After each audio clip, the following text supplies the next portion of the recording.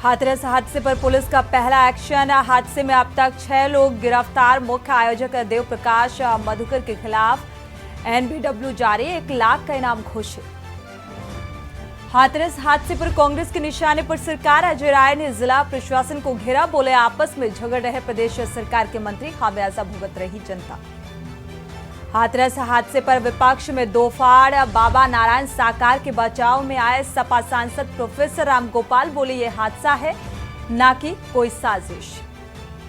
आगरा जामा मस्जिद मामले में हाईकोर्ट ने मांगा जवाब। एसआई सर्वे पर 5 अगस्त को सुनवाई। मस्जिद की सीढ़ियों को एसआई सर्वे कराने की मांग।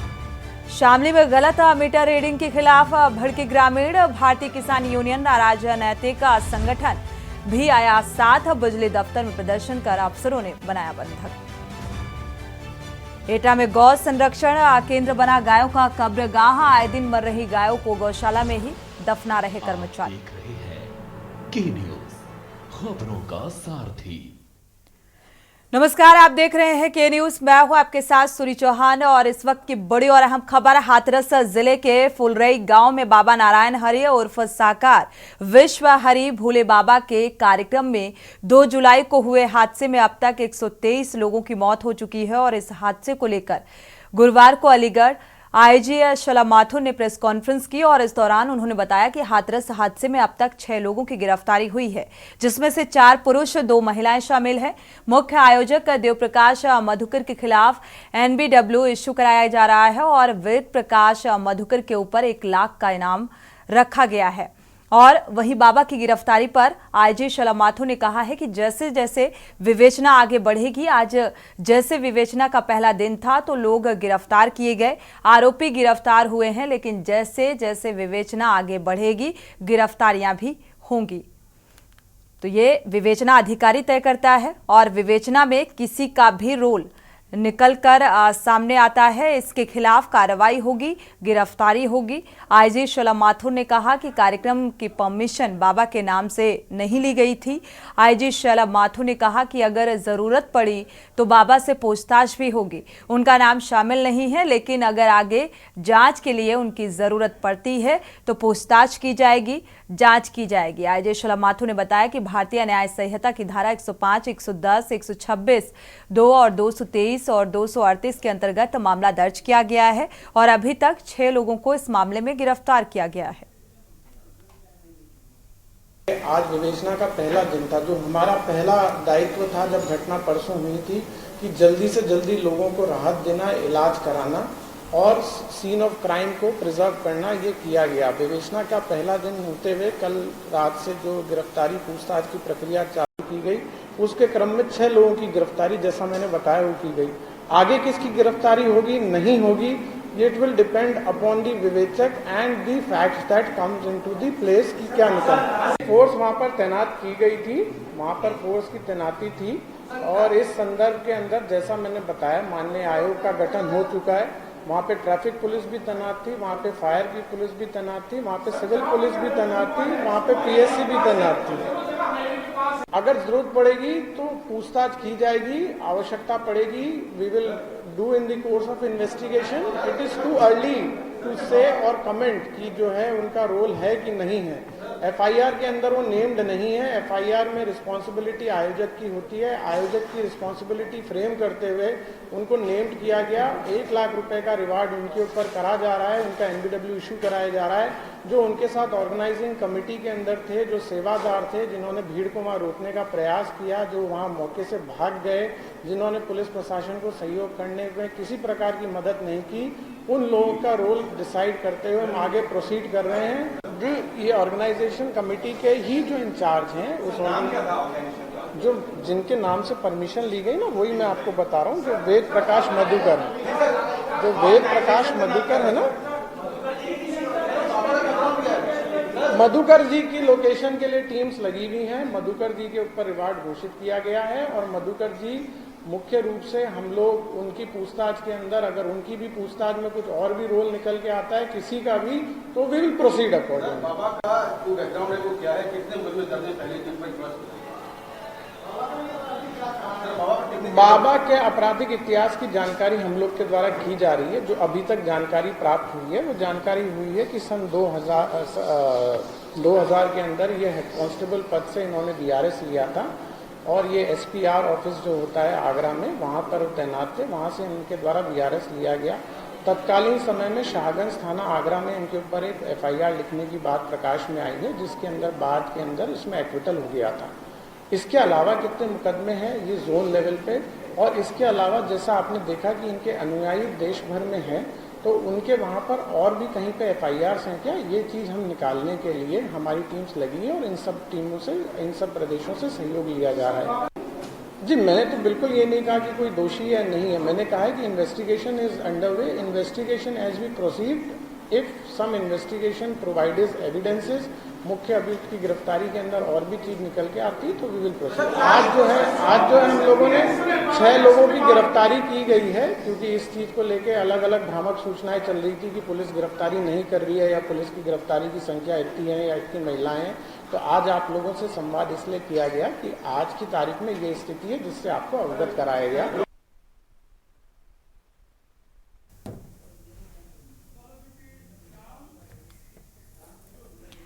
मैनपुरी में ढोंगी बाबा नारायण साकार के अंध भक्तों से के न्यूज संवाददाता ने एक्सक्लूसिव बातचीत की है, जिसमें अंध भक्तों ने बाबा के मरे को दोबारा जीवित करने का दावा किया गया है और क्या कुछ कहा इस बातचीत के दौरान, सुनिए। इस समय हम मौजूद हैं बिचमा गांव में, जहां पर ये बाबा का आश्रम बना हुआ और बाबा का अब अभी तक कहीं अता पता नहीं है। ये कुछ बाबा के जो भक्त हैं यहाँ पे आए हुए, जो उनको सेवादार अपने को सेवादार बता रहे हैं। क्या नाम बेटा? वर्षा। वर्षा, आप यहाँ पे बाबा से मिलने आई हैं क्या? दर्शन करने आए हैं। दर्शन करने। यहाँ आपको बताया गया कि आप यहीं से गाँव बिचमा गाँव में रहते हैं? हाँ, रहते हैं। कब से रह रहे हैं? हम 8 तारीख को आए हैं। 8 तारीख को आ रहे हैं। आप बाबा जी को जो सत्संग होता है उसमें आप क्या सेवा देते हैं? हम तो सेवा कुछ भी नहीं देते। नहीं तो आप सेवादार है ना? नहीं, सेवादार नहीं है क्या? यहाँ जैसे आप मिलने आए, अभी तो बाबा का पता नहीं है, फिर अच्छा बाबा को हरि, अपने को हरि बताते हैं, क्या क्या है ये? हरि हैं तो वो हरि बताएंगे अपने आप को, परमात्मा तो खुद अपने आप परमात्मा ही बताएंगे ना। कोई चमत्कार अभी तक आपने देखा? नहीं, अभी नहीं देखा। तो वो खेलने लगते हैं, ये क्या है? देखिए, भूत प्रेत बाधा जो हमारे पिछले कर्मों का जजीरा है, तो वही हमें परेशान करता है। और परेशानियों से जब हम घिरे होते हैं तो हमें कहीं संसार में आसरा नहीं मिलता, तो हम नारायण साकार हरि के यहाँ आते हैं, तो वो हमारी परेशानियाँ यहाँ दूर होती हैं। क्योंकि यहाँ ना रुपया लगता है, ना चढ़ोतरा लगता है, कोई चीज़ का दान पात्र है, ना कोई 1 रुपये पैसा लेते हैं। तो हमारी श्रद्धा विश्वास होता है, तो यहाँ फिर वो धीरे धीरे समाप्त होने लगता है। आपने अभी तक बाबा का कोई चमत्कार देखा है? हमें चमत्कार देखने का कहा, हमें खुद ही चमत्कार है। हमें जीवन दान मिला, हम खुद बैठे हैं। कैसे जीवन दान मिला आपको? हम मर गए थे भैया, तो हमें जिंदा किए हैं प्रभु ने, तो हम बैठे हैं। वो कैसे जिंदा कर दिया? कैसे जिंदा कर दी? आकाशवाणी द्वारा। क्या आकाशवाणी? आकाशवाणी हुई कि अगर हमारे सच्चे सेवादार को कुछ हो जाएगा तो हम अपने आप को खत्म कर लेंगे। देखा तो मैं क्या बताएं, चमत्कार तो स्वयं परमात्मा है। चमत्कार क्या, जो स्वयं परमात्मा है, तो भैया उनके दर्शन करे हैं तो ये आत्मा जान गई है, इसलिए बस चल दी है दौड़ के। अच्छा, जो सत्संग के दौरान जो फूल होते हैं उनको माथे से लगाते हैं, उससे ये हादसा हुआ है, और ये पानी पीने की बात आ रही है, उसको पी के अमृत हो जाते हैं, ये कहाँ तक, इसको कैसे देखते हैं आप? ये तो का नाम है जो तो खुद अपने आप बनाते हैं भैया, हम तो इनमें नहीं मानते कुछ। आप नहीं मानते हैं इसको? नहीं, नहीं मानते। तो ये जो घटना हुई है, बताया जा रहा है इसी की वजह से हुई है, तो ये लोग तो बच सकते थे अगर कुछ ऐसा होता तो। अब जी तो भैया वो जाने कि वो क्या कर रही थी, हमने तो देखा नहीं है। हम तो जल सेवा कर रहे थे मैदान में। अच्छा, आप ये हाथरस वाले सत्संग में गई थी? हाँ, गई थी। तो फिर कुछ हादसे के बारे में कुछ जानकारी है आपको? हमें नहीं पता जी, अभी सुना था हमने के कान में से करके खत्म हो गए हैं, तब हम तो सेवा कर्म कर रहे थे। नहीं, कहाँ पे सेवा कहाँ दे रही थी? अंदर ही दे रही थी, पंडाल के अंदर? हाँ, पंडाल के अंदर। तो हादसा आपने नहीं देखा? नहीं। तो बातचीत में जो निकल कर सामने आया, ये अंधभक्ति इसे कहेंगे कि किस तरीके से एक अंधविश्वास है और इसी विश्वास में ये लोग जकड़े हुए हैं। खबर मैनपुरी से है। हाथरस हादसे के बाद बाबा नारायण हरि मैनपुरी के आश्रम में मौजूद बताए जा रहे हैं और नारायण साकार के मैनपुरी आश्रम का एक मामला निकलकर सामने आया है। दरअसल 65 वर्षीय महावीर सिंह 21 मई को बाबा के बिछवा मैनपुरी स्थित आश्रम पर सत्संग सुनने की बात कहकर घर से गया हुआ था और आज तक वापस नहीं लौटा। महावीर सिंह के परिवार ने बाबा नारायण साकार से कई बार मिलने का भी प्रयास किया, लेकिन नहीं मिला और परिवार द्वारा बाबा से मिलने को पर्ची लिखकर दी जाती थी। उसे आश्रम में मौजूद कर्मचारी फाड़ कर फेंक देते थे। अभी भी कोई भी संतोषजनक जवाब पीड़ित परिवार को नहीं मिला है। उनको संतुष्टि हो जाए कि क्या चीज़ है क्या नहीं है, लेकिन इन्होंने उनसे मिलने नहीं दिया। मेरे पर्ची फाड़ के पर्ची अनाउंसमेंट के लिए दिए, फाड़ के ये डलवा दी उसमें डस्टबिन में। फिर एक दिन जब मैंने देख लिया तब भी मैंने गाली गलौज भी करा दी। अच्छा भैया आश्रम में ही गाली गलौज, उसको डायरेक्ट गाली दी थी मैंने बोला तू मेरे को वहाँ ले चल, मेरे को मिलवा दे। अगर वो बता देंगे कि वहाँ पे बॉडी पड़ी है, हम बॉडी तक उठा लिया है। बाबा से कहा, बाबा उन लोगों से कहा, कर्मचारियों से कहा, खाली तू मेरे को मिलवा दे और उनसे बतवा दे। अगर तेरे परमात्मा है और जानता है तू परमात्मा है तो। गए हुए बिस्मा से 21 मई को बिस्मा से सत्संग बोले बाबा साकर इस तरीके से। वहाँ पर मैं ढूंढा, उनको नहीं मिले। बहुत ढूंढाई करी है। मम्मी भी वहाँ ऐलान के लिए बोली, उसी दिन गई 21 तारीख को। उन्होंने मना कर दिया वहाँ पर। मम्मी रोती नहीं बैठी मगर उस कार्यकर्ताओं ने बहुत लापरवाही करी, ऐलान नहीं किया वहाँ पर। ऐलान कर देते उसी वक्त मिल जाते पिताजी मेरे। वहाँ के कार्यकर्ता बहुत गलत है। और दूसरे दिन और इसी बीच बड़ी खबर लखनऊ से सामने आ रही है। लखनऊ से इस वक्त की बड़ी और अहम खबर, मोहनलालगंज थाने में किन्नरों का हंगामा जारी है। पुलिस कार्रवाई से नाराज किन्नरों का यह हंगामा मोहनलालगंज थाने में हंगामा करते नजर आए। बड़ी संख्या में किन्नर पहुंचे हुए हैं। मोहनलालगंज थाने में पहुंचकर हंगामा किया है। किन्नर के ऊपर हमले से नाराज हैं ये किन्नर और इसी बात को लेकर ये प्रदर्शन, ये हंगामा किया गया। कथावाचक व उसके जो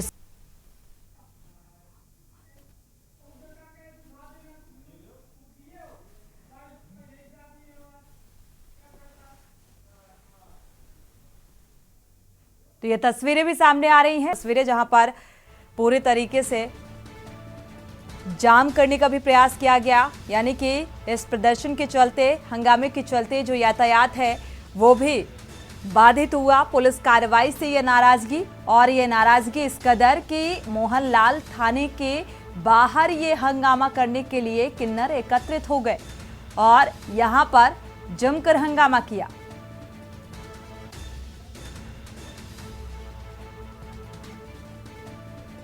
तो पुलिस कार्यशैली से नाराज इन किन्नरों ने हंगामा किया है। बड़ी संख्या में मोहनलालगंज थाने पहुंचे हैं और हंगामा किया। दरअसल किन्नर के ऊपर हमला किया गया था और इसी हमले से नाराज कथावाचक और उसके लड़के ने ये जानलेवा हमला किया था और प्रशासनिक स्तर पर कोई कार्रवाई नहीं की गई और इसी बात की ये नाराजगी।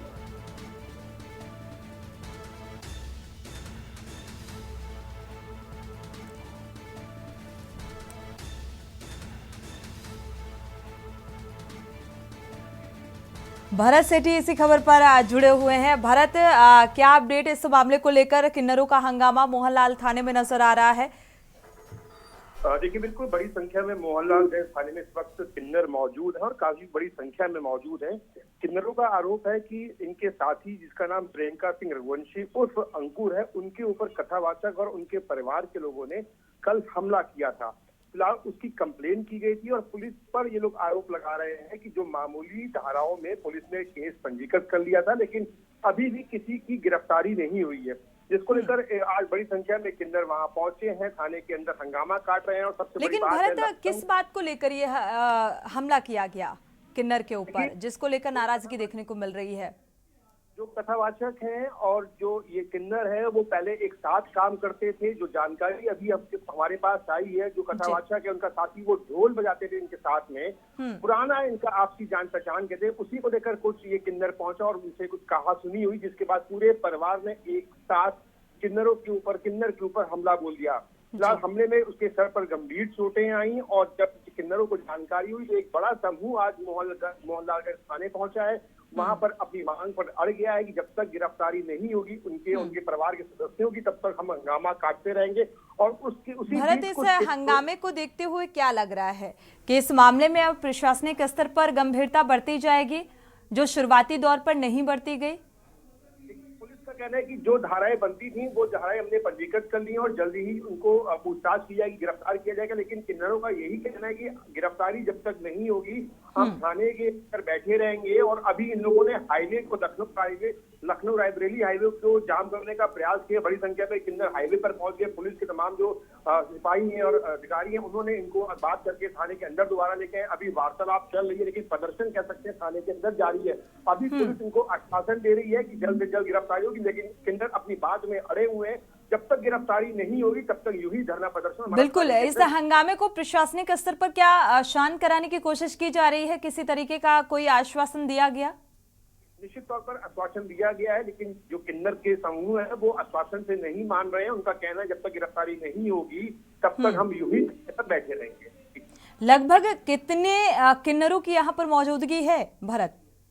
देखिए, किन्नर का जो समूह है जिसमें 10 से 15 किन्नर साफ तौर पर वीडियो पर भी देखे जा रहे हैं। और सबसे बड़ी बात है कि जैसे जैसे किन्नरों के समूह की जानकारी हुई है कि मोहनलालगंज थाने में विवाद चल रहा है, तब बड़ी संख्या में किन्नर और भी वहां पर धीमे धीमे एकत्रित हो रहे हैं। लेकिन ये कहा जा सकता है कि अगर मांग नहीं मानी गई तो बड़ी संख्या में किन्नर रात के रात वहां पर और किन्नरों की संख्या बढ़ सकती है जो हंगामा काट सकते हैं थाने के अंदर। जी शुक्रिया इस तमाम जानकारी को साझा करने के लिए। तो दरअसल साथ में ही काम करने वाले शख्स के द्वारा, यानी कि कथावाचक जो ढोल बजाने का काम करता था, उसके बेटे ने हमला किया और इस बात की शिकायत भी प्रशासनिक स्तर पर की गई किन्नरों के द्वारा। लेकिन प्रशासनिक स्तर पर इस मामले में कोई उचित कार्रवाई, गिरफ्तारी नहीं हुई और इसी बात से नाराज किन्नर थाने पहुंच जाते हैं। मोहनलालगंज थाने में पहुंचकर हंगामा करते हुए नजर आ रहे हैं। तस्वीरें भी सामने आ रही हैं।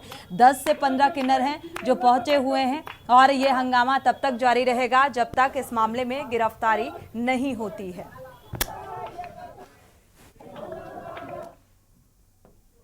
वक्त एक छोटे से ब्रेक का, लौटेंगे जल्द।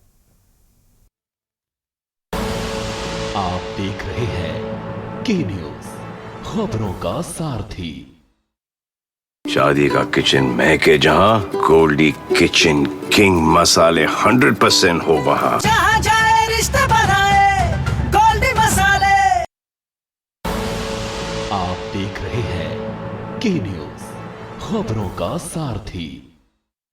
ब्रेक से वापस आ रहे हैं, रुक करते हैं खबरों का। लखनऊ से खबर। कांग्रेस मुख्यालय पर प्रदेश अध्यक्ष अजय राय ने प्रेस वार्ता की और इस दौरान अजय राय ने हाथरस मामले में दुख व्यक्त किया है और आरोप लगाते हुए कहा कि किसी भी तरह की व्यवस्था जिला प्रशासन की तरफ से नहीं की गई थी। 80,000 लोगों की जगह लगभग 2 लाख लोग पहुंचते हैं और हादसे के 3 घंटे बाद जिला प्रशासन ने इस बात का संज्ञान लिया। अजय राय ने कहा कि एम्बुलेंस को फोन करते रहे, कोई स्वास्थ्य व्यवस्था नहीं मिली। ये घटना उत्तर प्रदेश सरकार की नाकामी बता रही है।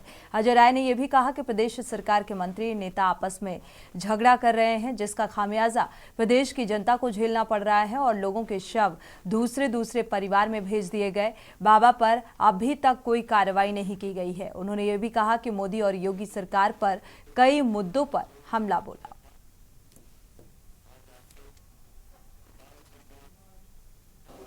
वाइस चेयरमैन मनीष जी, पूर्व सांसद सत्या बहन जी, हमारे पूर्व विधायक भगवती जी, आलोक प्रसाद जी और हमारे प्रवक्ता गण यहाँ बैठे हैं और सभी हमारे सम्मानित यहाँ पत्रकार साथी और छायाकार साथी बैठे हैं। सबसे पहले मैं जो उत्तर प्रदेश के इतिहास में सबसे दुखद और सबसे मैं कहूँ बड़ी घटना हुई है हाथरस की। मैं भी 30 साल से सक्रिय राजनीति में हूँ। इतनी बड़ी घटना आज तक मैंने न सुना है न देखा है। यहाँ पे हम सब लोग उस पर शोक व्यक्त करते हैं, दुख व्यक्त करते हैं। मैं स्वयं कल वहाँ गया था।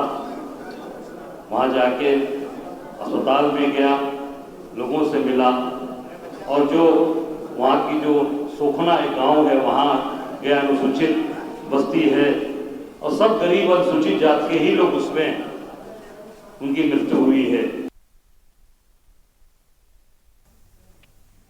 हाथरस हादसे को लेकर जहां दुख का माहौल है तो मामले में सियासत भी तेज है। विपक्ष ने सरकार को घेरना शुरू कर दिया है और कांग्रेस के प्रदेश अध्यक्ष अजय राय से बात की हमारे संवाददाता संदीप मिश्रा ने। क्या कुछ कहा, सुनिए जरा। हाथरस में हुई घटना के बाद 121 लोगों की मौत हो चुकी है और उसमें प्रदेश अध्यक्ष अजय राय वहां पहुंचे हुए थे। सर, क्या देखा आपने वहां पर जब आप पहुंचे वहां पर, क्योंकि 121 लोगों की मौत होना बहुत बड़ी घटना है। 121 इन्होंने डिक्लेयर, अभी तो आज बढ़ गया, शायद 123 हो गया है इनके रिकॉर्ड में।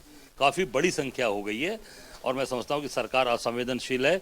पूरा एरिया वो बहुत ही आज दुखी है, बहुत ही त्राहिमाम है। सब गरीब लोग हैं जिनके पास रहने को जगह नहीं, खाने के लिए व्यवस्था नहीं है, बहुत ही परेशान है वहाँ के लोग। इसको लेकर के सवाल भी उठ रहे हैं लगातार। अब अखिलेश यादव ने भी सवाल खड़े किए, कांग्रेस भी सवाल खड़े किए।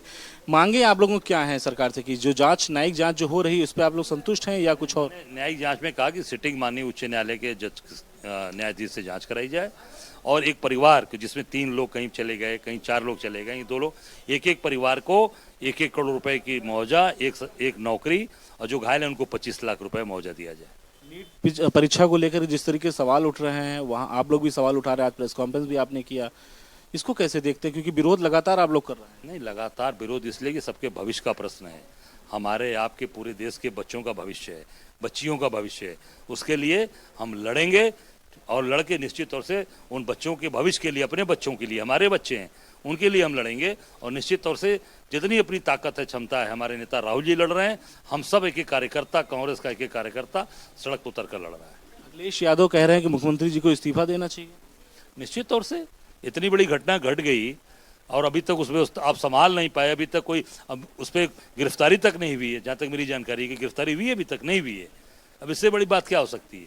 एक आखिरी सवाल मेरा कि राहुल गांधी भी क्या हाथरस जाएंगे या कोई बड़ा लीडर भी? आप तो गए थे, और कोई बड़ा लीडर जाने वाला है वहाँ? प्रदेश अध्यक्ष जब प्रदेश के अध्यक्ष हो लिए, राहुल गांधी के प्रतिनिधि के तौर पे मैं हो लिया हूँ, तो निश्चित तौर से हम संवेदनशील। अभी तक सरकार नहीं पहुंची, कांग्रेस के लोग वहाँ पहुंच गए अध्यक्ष, तो ये आप सोच सकते हैं कि राहुल गांधी के द्वारा ही भेजे हुए सिपाही हैं हम लोग।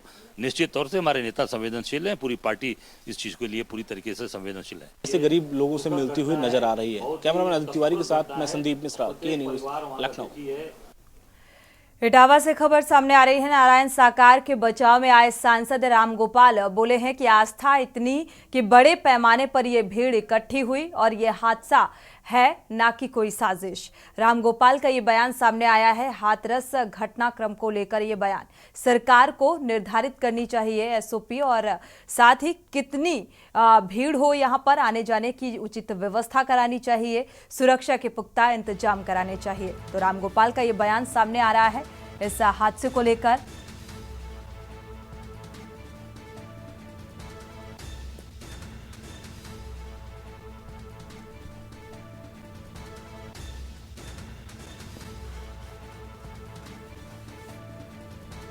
तो रामगोपाल का ये बयान और सवाल भी, तो सरकार को एसओपी निर्धारित करनी चाहिए, कितनी भी भीड़ हो, आने जाने वाले लोगों के लिए उचित व्यवस्था के इंतजाम करने चाहिए। तो व्यवस्थाओं को लेकर सवाल उठाते हुए नजर आए।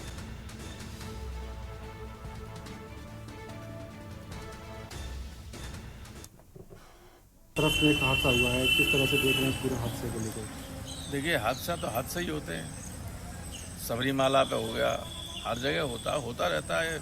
जब कई बार ऐसी स्थिति बन जाती है, ज़्यादा भीड़ हो गई, आस्था इतनी थी भोले बाबा से लोगों को, इतने बड़े पैमाने पर भीड़ हो गई, और जब वो चले और पीछे लोग चले जैसा कहा जा रहा है, हालांकि अब तो ये जांच का बिंदु है, जांच चल रही, तो उसमें एक हादसा हो गया।